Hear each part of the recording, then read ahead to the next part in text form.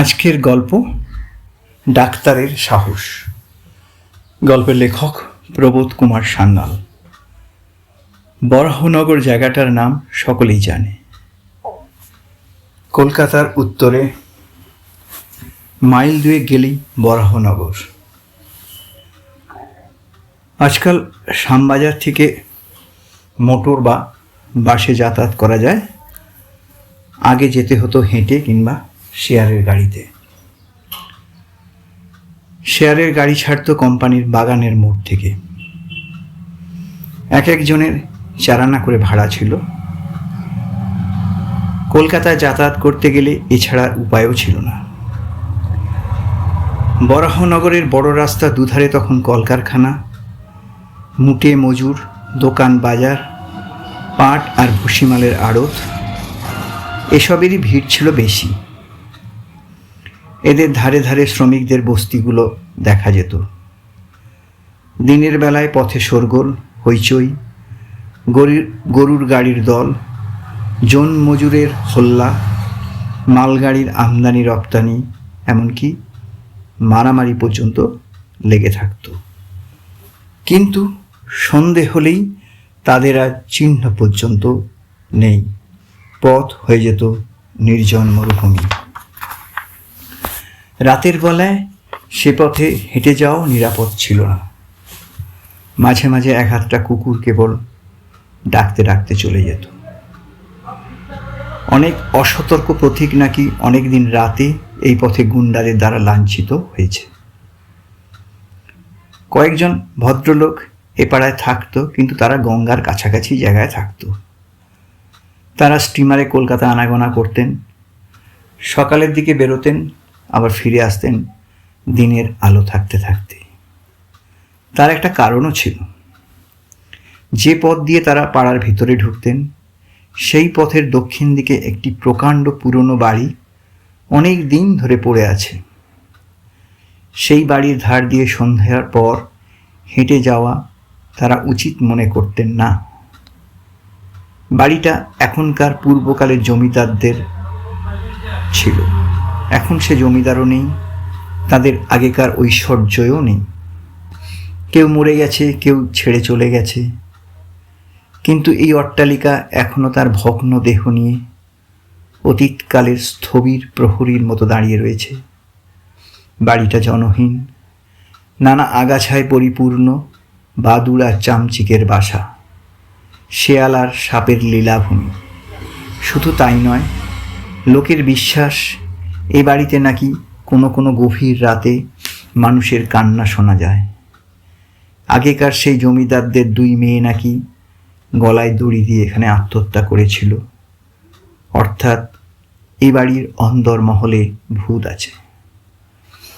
ভূতের কথা শুনলে আর রক্ষা নেই। ভগবানের চেয়ে ভূতকে এ পাড়ার লোক বেশি মানে আর ভয় করে। সুতরাং অন্ধকার হলে ও পথ দিয়ে আর কেউ হাঁটে না। কিন্তু চাটুর্যের জামাই এসব আজগুবি কথা হেসেই উড়িয়ে দিলেন। তিনি নতুন ডাক্তারি পাশ করেছেন, কুস্তি করা দেহ, বিশাল তার বুকের ছাতি। শিলং পাহাড় থেকে সেদিন এক প্রকাণ্ড বাঘ শিকার করে এনেছেন। তার ভয়ানক সাহস, ভূতটুত তিনি গ্রাহ্য করেন না। বড়দিন উপলক্ষে তিনি শ্বশুরবাড়ি বেড়াতে এসেছেন। এ পাড়ার সকলের সঙ্গে তার পরিচয় হয়েছে। সবাই তাকে ডাক্তার বলে ডাকে। ছেলে ছোকরাদের দলে তার নাম ডাক খুব। কদিন ভূতের বাড়ির আলোচনায় তিনি উৎসাহ ভরে বললেন, যদি একটা রাত আমি ও বাড়িতে কাটিয়ে আসতে পারি, তাহলে তোমরা আমাকে কি খাবে বলো। ছেলেরা অবাক হয়ে বললে, একটা রাত? আপনি বলেন কি ডাক্তারবাবু? 2 ঘন্টার বেশি যদি আপনি থাকতে পারেন তবে কি বলেছি। ডাক্তার প্রথমটা হেসেই অস্থির। তারপরে বললে, কত বাজি ধরবে বলো। ছেলেরা বলল, বাজি? আপনি যা চাইবেন ফিরে এলে পেয়ে যাবেন। আচ্ছা, সেই ভালো। কথাটা ছড়িয়ে পড়তে দেরি হলো না। পাড়ার বিজ্ঞ লোকেরা এসে বাধা দিয়ে বলল, অল্প বয়সে আমরাও জল চিবিয়ে খেয়েছি, কিন্তু ভূতকে মেনেছি চিরকাল। তুমি ও বাড়িতে যেও না বাবা। একটা ভালো মন্দ ঘটলে কি হবে? ডাক্তার হেসে বললেন, আমাদের জাতের অবনতির একটা বড় কারণ কি জানেন? আমাদের ভূতের ভয়। আমাদের কথা তাহলে তুমি শুনবে না? আজ্ঞে না। শ্বশুরবাড়ি সকলে কান্নাকাটি করে অস্থির। এমন সর্বনেশে ডাকাত জামাই তাদের না হলেই ভালো ছিল। ডাক্তার বললে, আমাকে যদি আপনারা বাধা দেন তাহলে ভবিষ্যতে আপনাদের সঙ্গে আমার আর কোনো সম্পর্ক থাকবে না। শাশুড়ি বললে, বাঁচলে তা সম্পর্ক যাক বাবা, তুমি প্রাণে বেঁচে থাকো।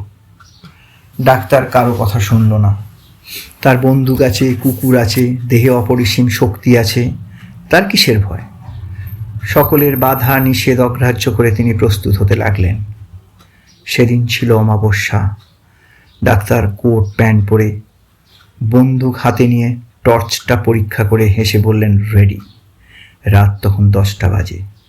পাড়ার ছেলেরা দল বেঁধে লাঠি সোঁটা হাতে নিয়ে শোরগোল করে একেবারে সেই প্রকাণ্ড বাড়িটার ভিতর তন্ন তন্ন করে দেখে নিল। শীতের দিন, সুতরাং বিছানা আনুষাঙ্গিক জিনিসপত্র দিয়ে আসা হলো।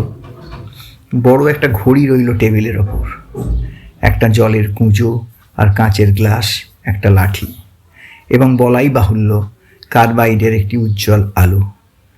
টমি চিরবিশ্বস্ত। টমির সঙ্গে সঙ্গে কুকুরটা প্রকাণ্ড বাঘ শিকার করতে সাহায্য করে। 10টার পরে একসঙ্গে সবাই বিদায় নিল। তারা তখন এই বাড়ির ভয়ানক অন্ধকার গহ্বর থেকে পালাতে পারলেই বাঁচে। কেউ আর কোনো দিকে তাকাতে সাহস করল না, পাছে কিছু বিভীষিকা তাদের চোখে পড়ে যায়। ডাক্তার যে একা এ জনহীন অন্ধকার প্রাসাদের মধ্যে নির্বাসিত হয়ে রইলেন, এবং তার ভাগ্যে যে কিছু একটা ঘটবেই, এই কথাটা ভাবতে ভাবতেই সবাই যে যার বাড়িতে গিয়ে পৌঁছল। ঘরের দরজা জানালা ডাক্তার একে একে সব বন্ধ করে দিলেন। কোথাও আর এতটুকু ফাঁকা নেই। বাইরের বাতাস জোরে বইল, আর কোথাও শব্দ হবে না। চারিদিক নিস্তব্ধ।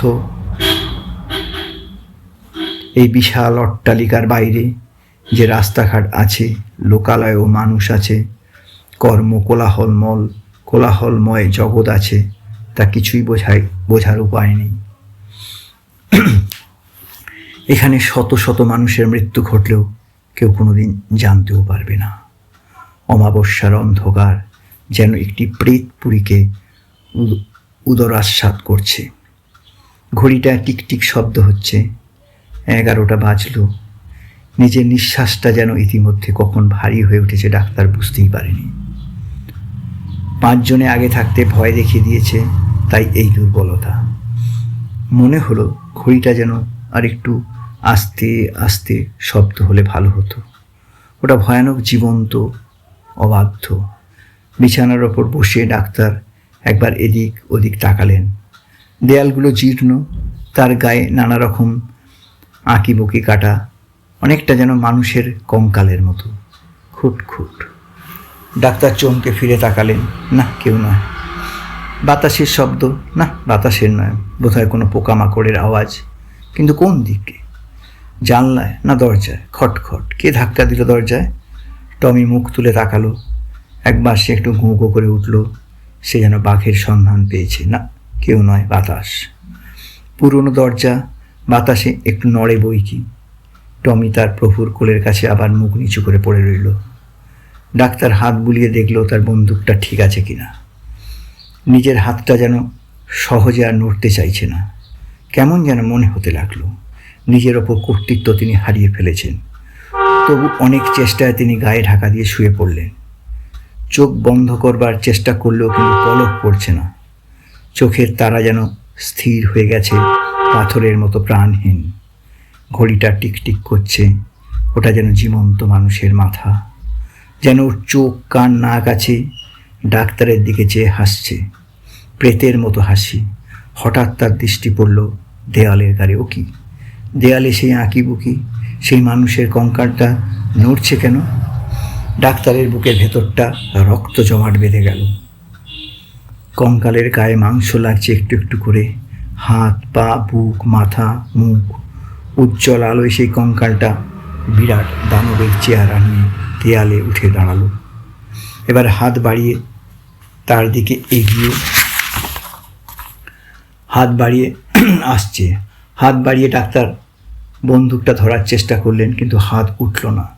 কই, বন্দুকটা তো তার কাছে নেই, কে নিলে? ডাক্তারের গলাটা কে টিপে ধরছে? স্বর নেই, চিৎকার নেই, নিঃশ্বাস নেই। তিনি নড়বার চেষ্টা করলেন, কিন্তু সম্ভব হলো না। খাটের সঙ্গে তাকে বেঁধে দিয়েছে। ডাক্তার জ্ঞান হারাননি, খুব সাহসী লোক তিনি। চেয়ে দেখলেন, আশ্চর্য, জলের কুঁজোটা ঘরের মেঝের ওপর পায়চারি করে বেড়াচ্ছে। কাঁচের গ্লাস দুটো টানা মিলে প্রজাপতির মতো উঠছে। হ্যাঁ, এইবার ডাক্তার একটু ভয় পেয়েছে। ভয় তার রোমকূপগুলো আর্তনাদ করে উঠল। খট খট, কিসের শব্দ? কই, টমি তো আর গোঁ করে উঠল না। ডাক্তার প্রাণপণে টমির গায়ে একটা চিমটি কাটলেন, এত জোরে যে টমির গায়ের মাংস খানিকটা তার আঙুলে ছিঁড়ে এলো। কই, টমি তো জাগলো না। তবে তবে বেঁচে আছো তো? টমি বেঁচে নেই, তার সর্বশরীরে এক বিন্দু প্রাণ নেই। মরে সে কাঠের মতো পড়ে রয়েছে। এপাশে বন্দুক নেই, ওপাশে টমি নেই। ঘড়িটায় টিক টিক শব্দ হচ্ছে না, সেটা থেমে গেছে। কে দিল থামিয়ে? টেবিলটা এইবার নড়ে উঠল, পায়া চারটে ছড়িয়ে নাচতে লাগলো। টমি টমি টমি বেঁচে নেই। বাঁ হাতের কাছেই তার মৃতদেহটা অসাড়, অচেতন। জলের কুঁজোটা ঘুরছে, কাঁচের গ্লাসটা উঠছে, টেবিলটা নাচছে, আর সেই দানবটা হাসছে তার দিকে চেয়ে। হঠাৎ সশব্দে দরজা জানলাগুলো খুলে গেল। ডাক্তার শিউরে উঠলেন। কারা ঢুকছে ঘরে? বড় বড় মাথা, ঝাঁকড়া ঝাঁকড়া চুল, পুঞ্জ পুঞ্জ অন্ধকারের মতো। মানুষ নয়, দানব নয়, এরা যেন আরও বিচিত্র। গভীর রাত্রির অন্ধকারে এরা এসেছে কঙ্কালটার সঙ্গে ষড়যন্ত্র করছে। আলো কই? আলো, কার্বাইডের আলোটা যেন পাগলের মতো ঘরের চারদিকে ছুটছে। কে তাকে তাড়া করছে, কিন্তু পালাতে পারছে না। যন্ত্রণায় ছটফট করছে। যারা ঘরে ঢুকছে তারা নিঃশ্বাস ফেলছে, দ্রুত নিঃশ্বাস, ঝড়ের মতো তার শব্দ। ডাক্তারের সর্বাঙ্গ হিম হয়ে এলো। তিনি কেঁদে উঠবার চেষ্টা করলেও পারলেন না। গলা তার বন্ধ, হাত পা বন্ধি, চোখ দুটো অচেতন। দেখতে দেখতে সেই দানবের হাতখানা তার মাথার দিকে এগিয়ে এলো। আস্তে আস্তে মাথাটা ছুঁয়ে সুরসুরি দিতে লাগলো। মাথার সব চুলগুলো দাঁড়িয়ে উঠেছে। অ অ আ খাটখানা যে নড়ছে। ডাক্তার আবার চিৎকার করবার চেষ্টা করলেন, কিন্তু সেই হিংস্র প্রেতের দল তার বুকের উপর চেপে বসেছে। তাকে নিয়ে শূন্যে উঠতে লাগলো। ডাক্তারের মাথাটা ঘুরছে। টমি টমি টমি মরে গেছে, কিন্তু হঠাৎ দেখা গেল টমি মুখটা দানবের মতো বদলে গেছে। টমি নখর বিস্তার করে তার দিকে মুখবেদন করে এগিয়ে আসছে। বিশ্বাসঘাতক, তোমার এই কাজ? টমি দানব হেসে উঠল। ধারালো দাঁত দিয়ে ডাক্তারের পাঁজর কামড়ে ধরল। খাটখানা শূন্যে উঠছে, মহাশূন্যের ঘন অন্ধকার দেশে। আরও উঁচুতে দানবের দেশে তাকে নিয়ে যাবে। ভূত প্রেতের রহস্য রাজ্যে ঊর্ধ্ব দেশে খাটখানা উড়ে যাচ্ছে দূরে। ওই যা, তাদের হাত থেকে খাট খসে গেল। ডাক্তার বেগে নিচের দিকে পড়ে যাচ্ছে। হয়তো কোনো মহাসমুদ্রের জলে তিনি আছাড় খেয়ে পড়ে তলিয়ে যাবেন। গেল গেল। ডাক্তারবাবু, ও ডাক্তারবাবু! দরজায় ধাক্কা পড়তেই ডাক্তারের ঘুম ভাঙল। বুকটা ধড়ফড় করছে। চোখ চেয়ে দেখলেন সকালের আলো জানলা দরজার ফাঁক দিয়ে ঘরের ভেতর এসে পড়েছে। সর্বশরীর তখনও কাঁপছে। ডাক্তার চেয়ে দেখলেন সব ঠিক আছে। সেই আলো, ঘড়ি, টেবিল, কুঁজো, গ্লাস, তার বন্দুক আর টমি। গলার আওয়াজ দিয়ে তিনি বললেন, যাই হে, দাঁড়াও। নমস্কার।